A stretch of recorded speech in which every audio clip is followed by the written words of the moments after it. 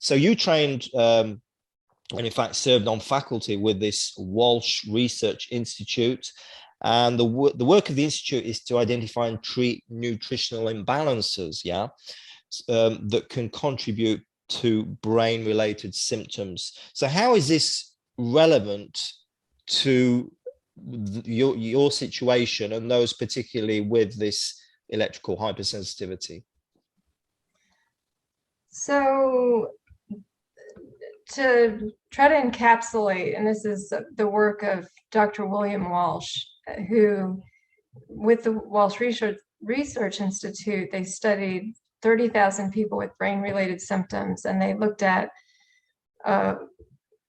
many nutrient levels from blood samples, urine, hair, and they found that there were a very small number of culprits that kept coming up, and there was only 6 to 7, and they were quite surprised by that because these same factors were contributing to multiple conditions. So the imbalances that they identified were copper zinc imbalances, so low zinc, high copper, methylfolate imbalances, so people can have high methyl, and they can also have high folate. And these can convey different brain-related symptoms. And then the other is pyrrole disorder, which is pyrroles are like a byproduct of a metabolic process in the body. They're basically a waste product. They're not problematic, except they bind zinc and B6 and take zinc and B6 out in the urine, bound to those. And so people will become deficient in zinc and B6. So these nutrient imbalances basically affect neurotransmitter functioning. And what they found was that by correcting these nutrient imbalances, most people's symptoms would significantly improve. Now, it wasn't everybody, but it was most people, and it is quite impactful and not terribly difficult. I mean, what we do is we put together nutrient protocols. More often than not, people have more than one imbalance. And I check these on everyone that I see, and everyone that comes to see me has brain-related symptoms. So it's a select, I'm not seeing people that don't have brain-related symptoms. So keep that in mind. And I would say 90% of people will have abnormalities in one or more of these areas. And when I say abnormalities, we're using a specific range. So a typical lab might have zinc, for example, the range being 56 to 135. And we would say optimal is 90 to 135. So that if it's below that, so people that were having brain-related symptoms were consistently falling below that, and again, benefiting from optimizing that. And so I don't know if you want me to tell a little bit more about how it affects neurotransmitter functioning, or? Sure, yeah. Okay. So the three ways it appears, one is by the production of neurotransmitters. So you need B6 to make serotonin and to make GABA and to make dopamine. So if someone's becoming depleted in B6, they're going to be susceptible to depression, to anxiety, to attention issues. And so we will see that in people that have high pyrroles.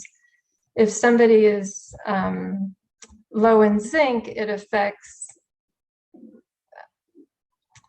neurotransmitter functioning. You've probably had the NMDA receptor come up before on this podcast. It affects gastrointestinal health, the immune system, and it's probably one of the most powerful tools I use just in my daily practice is optimizing zinc levels. Mm-hmm. And it's important if people are deficient, they're going to be more susceptible to oxidative stress, but also infection and then sources of inflammation. So aside from the production of neurotransmitters and the regulation of receptors, the imbalances can also contribute to epigenetic expression, and that can affect things like serotonin receptors.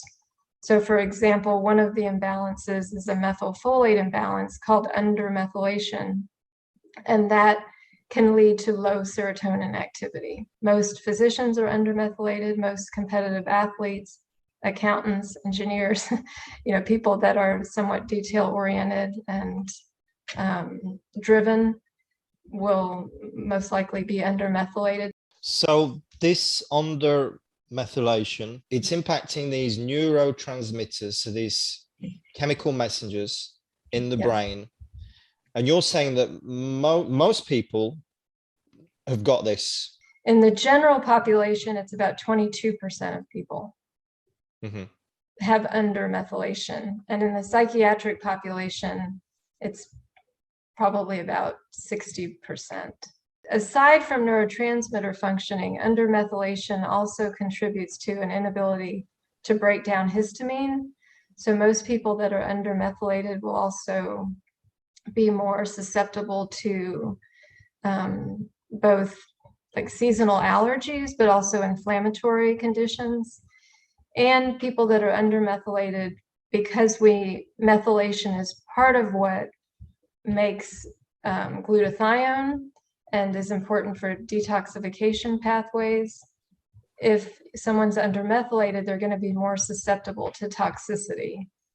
And, with the vulnerability, from my perspective, to toxicity and inflammation comes a vulnerability to things like EHS, or electromagnetic hypersensitivity.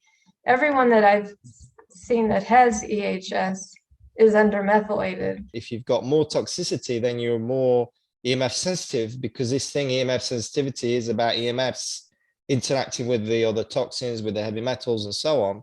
So It's just like snowball. Let's talk about this left brain, right brain, and what the tie-in is with that. Both hemispheres are always working together, but we can, especially in our modern day society, lean more heavily to relying on the left brain. But with undermethylation, aside from potentially having more allergies, personality traits can be, as I mentioned, being driven, but also being strong-willed, maybe having a tendency towards obsessive compulsive tendencies. It doesn't have to be OCD necessarily, but just tendencies. Being relatively reserved. But if you look at symptoms of undermethylation and then you look at left brain tendencies, they very much align. I think undermethylation, and when people have left brain tendencies, I think they can get stuck on the detail piece and have a harder time pulling back. And I think when people are dealing with inflammation and toxicity from EMF or mold or whatever it is, I think it naturally sort of moves them more into that state. So how specifically to address this? So it's a chemical imbalance, isn't it? This undermethylation. The typical approach is to have blood work done, and the pyrrole test is a urine test, and then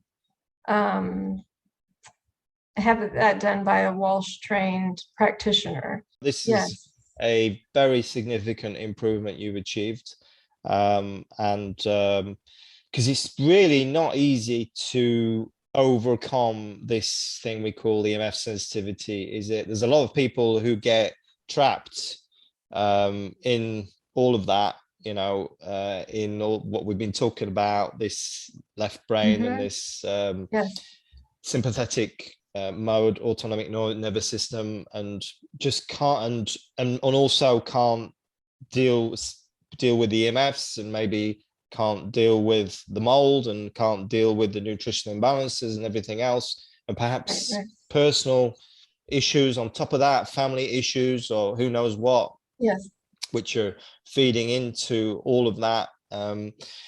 So this is a very significant improvement, which you've achieved. And so yes, so what's the secret, Dr. Courtney?